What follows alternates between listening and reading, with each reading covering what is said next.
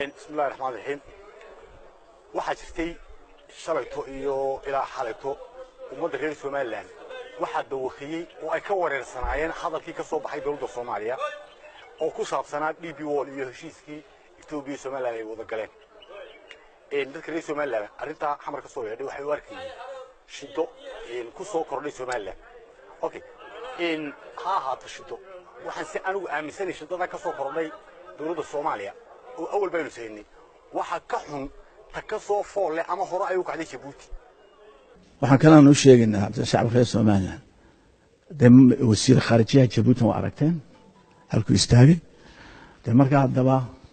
ragii dadkii kala saari waayay gacalka iyo qaranka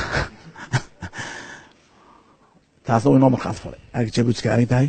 markaa absiyaasha waxaan leeyahay baasha qaranka iyo siidinimadu meel ma wada galaan